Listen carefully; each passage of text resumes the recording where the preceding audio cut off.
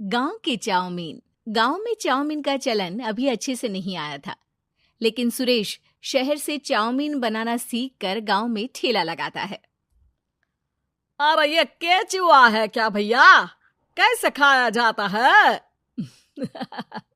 अरे नहीं नहीं, ये चाउमीन है। चाउमीन शहर में खाया जाता है। कितने की दे रहे हो सुरेश? 10 रुपए की प्लेट भरकर। तभी वहां शहर से पढ़ा एक लड़का आता है। जरा एक प्लेट चाउमीन तो देना।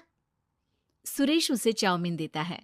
उसे चाउमीन खाता देख गांव वाले भी उससे चाउमीन ले लेते हैं और खाने लगते हैं। अरे वाह सुरेश भैया, कमाल की बनाए हो। 2 प्लेट मेरे बच्चों के लिए भी पैक कर दो। बस फिर क्या था, सुरेश का ठेला लगता है और चाउमीन खरीदने वालों की लाइन लग जाती है। तभी वहां से गांव का साहूकार होकर गुजरता है। और ये क्या भीड़ लगी है? लगता है झगड़ा हो गया है गांव में। चलूं मैं अभी तो मजे ले लूं। अरे कहाँ है, इतनी भीड़ लगी है यहाँ? लड़ाई हो गई है क्या? अरे साहूकार साहब, ना ना ना, कोई लड़ाई ना हुई है। ये तो सुरेश की दुकान है चाउमीन की। हम लोग चाउमीन खाने आए हैं, आप भी खाइए ना। साहूकार चाउमीन खाता है और सुरेश की तरफ देखता है, जो सारे दिन के पैसे गिन रहा होता है। अरे सुरेश, क्या लागत है इस काम की? अरे साहूकार जी, आप अब आए हैं तो ये पूरे 10,000 रुपए ले जाइए, जो पिछले साल शहर जाने से पहले आपसे लिए थे ना। लागत तो क्या कहे, जो आपने दिया था उसी में सीखा भी है और दुकान भी खोल ली। अरे पैसे इतने जल्दी क्या जरूरत थी? कैसे जरूरत नहीं थी साहूकार जी, इतना मोटा ब्याज कहाँ से भरते। साहूकार को अब सुरेश की दुकान को हड़पने की लालच आ जाती है। नाना करते ये सारे दिन में 500 रुपए कमा ही लेता है। अरे गांव में ये ऐसे ही कमाता रहा तो कहीं ब्याज का काम ना शुरू कर दे। अरे भैया, कोई ना कोई जुगाड़ तो करना पड़ेगा। अब साहूकार घर आ जाता है और अपनी बीवी को सारी बात बताता है। हाँ जी, ये तो मैंने भी सुना है कि सुरेश के हाथ की चाउमीन नहीं खाई तो कुछ नहीं खाया। अरे हाँ हाँ, सही ही कहते हैं। मैं अभी खा कर ही आ रहा हूँ। अरे भाग्यवान है, कितना अच्छा हो ना अगर वो पैसा हम लोगों को मिल जाए। क्यों? हैं? हाँ, वो तो है, लेकिन कैसे? हम लोगों को तो चाउमीन बनाना आता ही नहीं है। साहूकार और उसकी बीवी अब रोज चुपके से सुरेश के घर जाते हैं और खिड़की से उसे चाउमीन बनाते देखते। अब क्या था, दोनों को चाउमीन बनाना आ जाता है। फिर एक रोज, और सुरेंद्र, तुझे साहूकारनी ने बुलाया था। बोल रही थी कि बेटे के जन्मदिन में 10 किलो चाउमीन का ऑर्डर देना है। बना दोगे ना? अरे हाँ हाँ साहूकार जी, मैं जरूर बना दूंगा। कब देना है घर में 10 किलो चाउमीन? अरे वो तो तू घर आकर बता कर लेना, मैं नहीं बता पाऊंगा। ठीक है, शाम को काम निपटा कर आ जाता हूँ।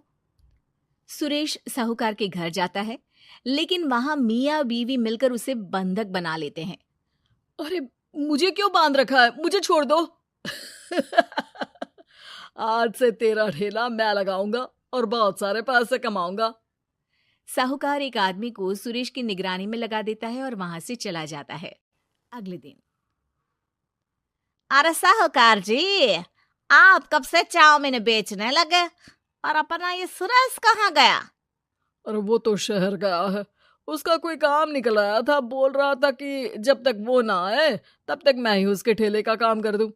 पैसे भी तो बहुत उधार ले रखे थे उसने। लगता है कर्जा भरने के डर से भाग गया है।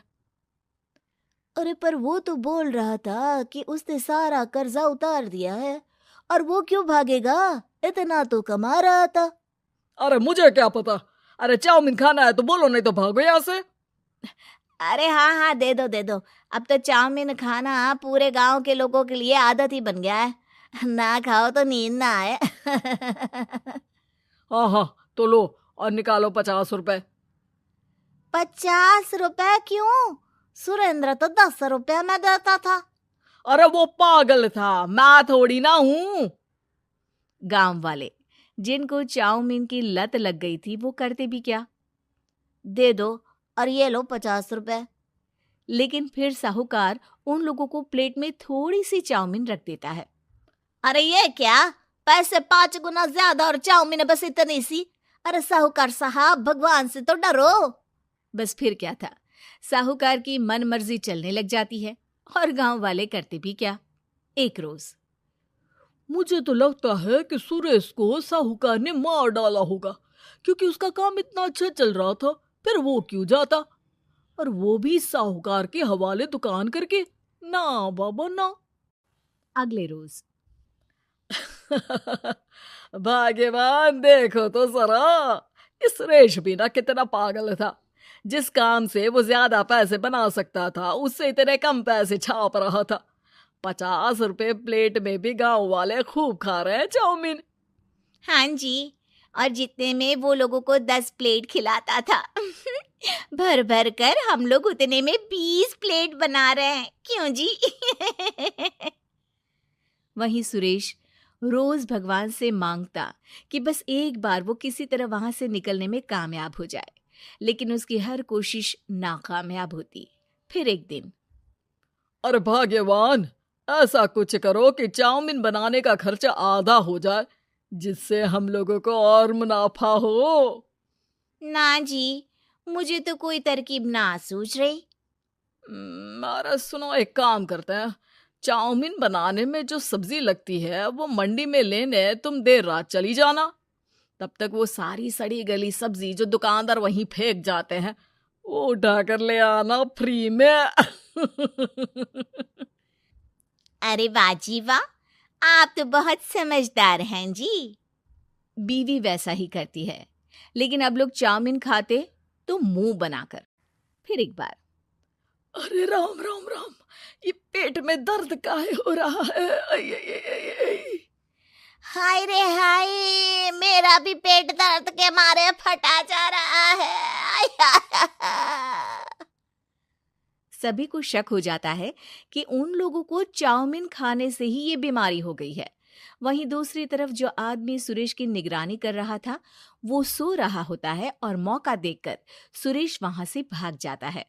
सुरेश गांव वालों के पास जाकर उन्हें सब कुछ बता देता है। बस अब क्या था, साहूकार के घर पुलिस पहुंच जाती है। चलो, तुमने गांव के लोगों को खराब सब्जी वाली चाउमीन खिलाकर बीमार किया और सुरेश को बंधक बनाया। तुम्हें इसीलिए हम गिरफ्तार कर रहे हैं। साहूकार को पुलिस ले जाती है और फिर अगले दिन से सुरेश का ठेला गांव के बाजार में लग जाता है, जहां अब पहले से ज्यादा भीड़ होती है।